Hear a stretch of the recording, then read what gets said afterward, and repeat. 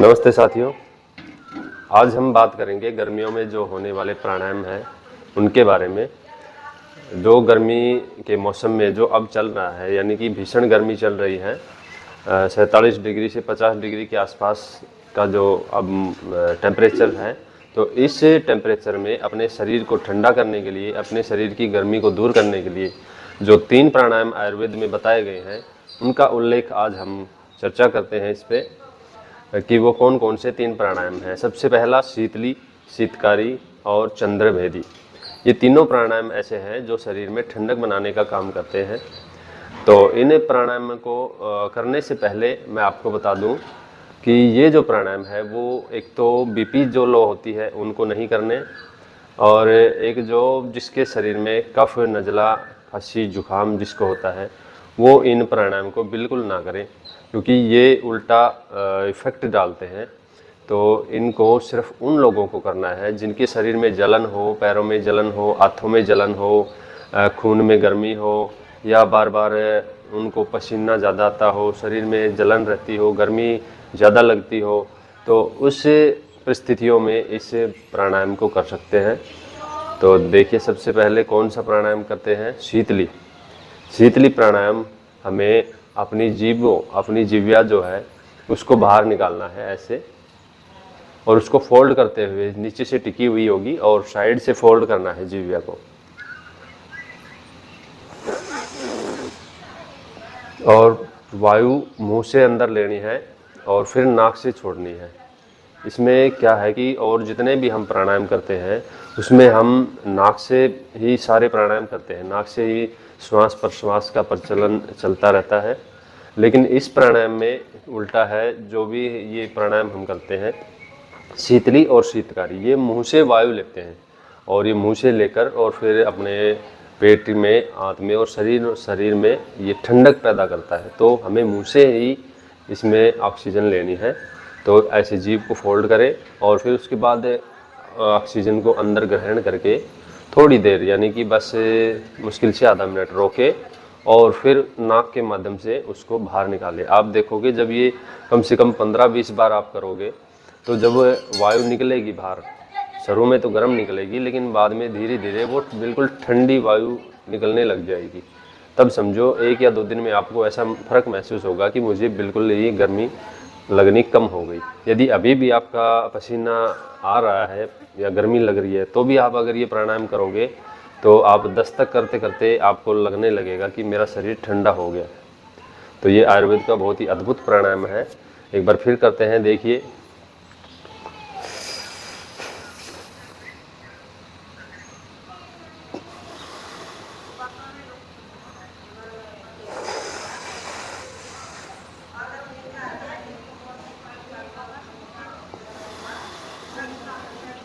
जिनको हार्ट की प्रॉब्लम है, जिनको हार्ट में कोई प्रॉब्लम है, उनको ये जो रोकने वाली स्थिति है इसमें रोकना कम है, कम रुकना है। जो भी हम वायु अंदर ले गए तो वो हम थोड़ी देर रोकते हैं, उसको हार्ट वाले मरीज को नहीं रोकना है, उसको तुरंत ही आपने लिया और बाहर पुश आउट कर देना।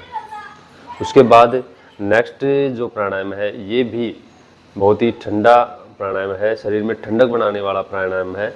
तो इसमें क्या करते हैं कि अपने दांतों से और ऐसे भींचकर और फिर वायु को अंदर ले जाते हैं। ये भी ठंडा, ये भी उसी प्रकार से 20 बार, कम से कम 20 बार वो, 20 बार ये और 20 बार ही चंद्रभेदी। ये 3 जो सेट है ये पूरे 3 सेट कर ले। इसमें मुश्किल से 10 या 15 मिनट का समय लगता है।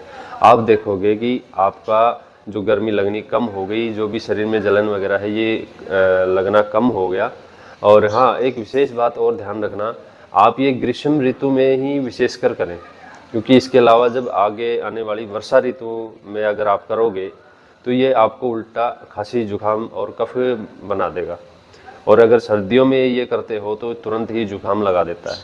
तो सर्दियों में बचें। वर्षा ऋतु जो है, ऐसी ऋतु में जो ठंडी है उसमें करने से इसको बचें। तो अब देख लेते हैं शीतकारी।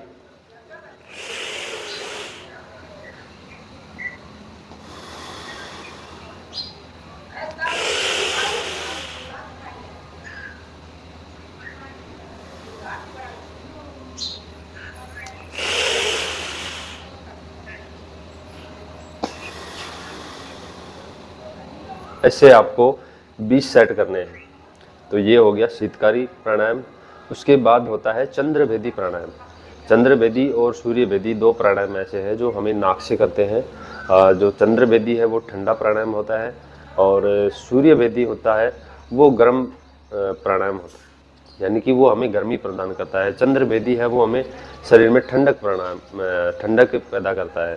तो ये तीनों ही प्राणायाम जो है ये बीपी हाई वालों के लिए तो बहुत ही रामबाण है। यदि आपको अचानक से बीपी हाई हो गया है, आपको लग रहा है कि भाई मेरी बीपी हाई है, तो आप तुरंत ये चंद्रभेदी प्राणायाम या शीतली शीतकारी कोई भी आप करोगे तो आपको मात्र 5 मिनट में ही आराम आना शुरू हो जाएगा।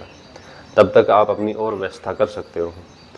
तो चंद्रभेदी यानी कि हमारा जो बायां जो हाथ है, हमारा जो बायां नाक है, इससे हमें श्वास लेना है और दाएं नाक से छोड़ना है। तो ये हमारा सूर्य स्वर होता है और ये हमारा चंद्र स्वर होता है। तो इसी प्रकार इनके नाम दिए गए हैं कि ये सूर्यभेदी प्राणायाम और ये चंद्रभेदी। तो हमें कैसे करना है,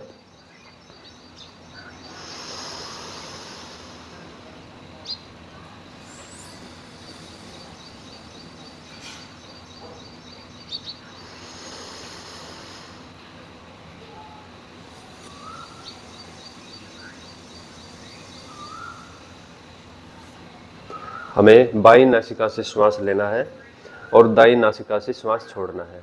फिर हमें दाईं नासिका से श्वास नहीं लेना है, क्योंकि अगर दाईं नासिका से सांस लिया और बाईं से छोड़ा तो फिर ये अनुलोम विलोम हो गया। तो आपको अनुलोम विलोम नहीं करना है। फिलहाल हम चंद्रभेदी प्राणायाम की बात कर रहे हैं। तो चंद्रभेदी प्राणायाम आप बाईं नासिका से श्वास लीजिए, गहरा श्वास लीजिए और फिर सूर्य नाड़ी यानी कि आपके 16 देसी भाषा में जो राइट हैंड है उसकी तरफ आपको श्वास छोड़ना है। तो आप बाईं नासिका से लिया, थोड़ी देर होल्ड किया, अब दाईं नासिका से छोड़ दिया। तो ये हो गया चंद्रभेदी प्राणायाम। और गर्मियों के मौसम में इन प्राणायाम को करो। और आप यदि कोई तकलीफ़ होती है तो आप अपने शरीर के हिसाब से आप देखो कि ये आपको सूटेबल करता है कि नहीं। 1 या 2 दिन में ऐसे आप करोगे तो आपको लग जाएगा शरीर को कि हाँ ये मुझे कंफर्टेबल है, तो आप इसे लंबा कर सकते हैं। और ग्रीष्म ऋतु में जो स्वस्थ हैं, जिनको कफ, एलर्जी, अस्थमा और ब्रोंकाइटिस या गले के रोग, छाती के रोग, कफ के रोग नहीं है, वो तो इनको निरंतर कर सकते हैं। तो आप इन प्राणायाम के साथ अपने शरीर की गर्मी को मिटाते हुए और सफ़र करते हुए और ग्रीष्म ऋतु में क्या खाना पीना है मेरी इस वीडियो में देखकर आप बने रहिए और अपने स्वास्थ्य बनाए रखिए। आज के लिए इतना ही। मैं ऐसी वीडियो समय समय पर लाता ही रहूँगा। आज के लिए इतना ही। धन्यवाद।